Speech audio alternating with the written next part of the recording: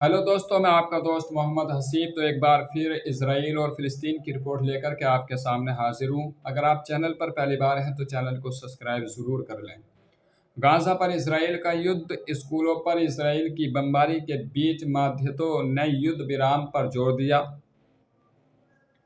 Qatar, मिस्र और संयुक्त राज्य अमेरिका ने नेताओं ने इजराइल और हमास को 15 अगस्त को युद्ध विराम वार्ता फिर से शुरू करने के लिए आमंत्रित किया है, क्योंकि इजराइल द्वारा हमास और हिजबुल्लाह अधिकारियों की हत्या के बाद संभावित जवाबी हमले के बीच क्षेत्रीय तनाव बढ़ रहा है। कतर, मिस्र और अमेरिका ने वार्ता के लिए प्रयास की घोषणा करते हुए एक बयान में कहा, ये समय गाज़ा के लंबे समय से पीड़ित लोगों और साथ ही लंबे समय से पीड़ित बंधकों और उनके परिवारों को तत्काल राहत पहुंचाने का है। इजरायली सेना द्वारा गाज़ा शहर के पूर्व में विस्थापित फिलिस्तीनियों को आश्रय देने वाले 2 स्कूलों पर किए गए हमले में कम से कम 15 लोग मारे गए और 30 से भी ज़्यादा लोग घायल हो गए। गाज़ा पर इजराइल के युद्ध में कम से कम मरने वालों की संख्या आज तक 39,699 हो चुकी है और घायल लोगों की संख्या आज की डेट में 91,722 हो चुकी है। 7 अक्टूबर को ये युद्ध शुरू हुआ था और अभी तक दोस्तों रुकने का नाम नहीं ले रहा है। इजराइल चाहता है कि अब फिलिस्तीन से समझौता कर लिया जाए, लेकिन फिलिस्तीन ने अभी इस पर कोई भी जवाब नहीं दिया है।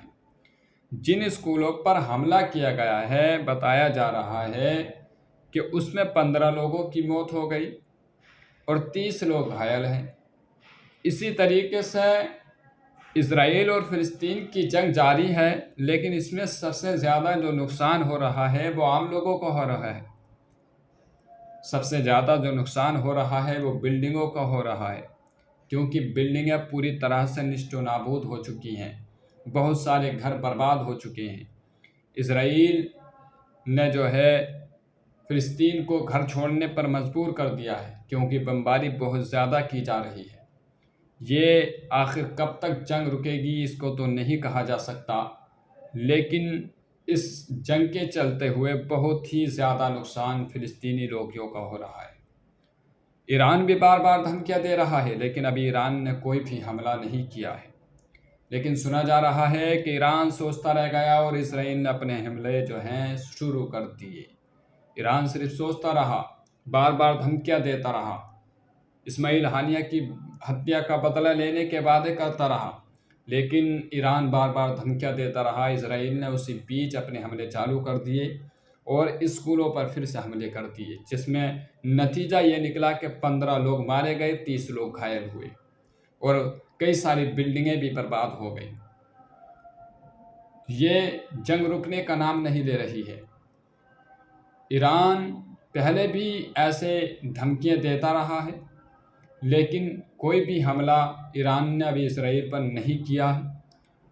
सिर्फ एक ही बार हमला किया था, जब से अभी तक धमकियां ही दे रहा है। कोई भी हमला ईरान ने इसराइल पर नहीं किया, जबकि फ़िलिस्तीन की कंडीशन पूरी तरह से ख़राब हो चुकी है और दिन ब दिन इसराइल फ़िलिस्तीन पर जो है हमला करता ही चला जा रहा है। गाज़ा को पूरी तरह से निष्ठनाबूद करने का इसराइल ने ठान लिया है। इसराइल के प्रधानमंत्री बेंजामिन नेतन्याहू ने कहा है कि हम हर चीज़ के लिए तैयार हैं, हम हर हमले से निपटने के लिए तैयार हैं, हम पूरी तरह से अलर्ट हैं, हम पीछे नहीं हटेंगे।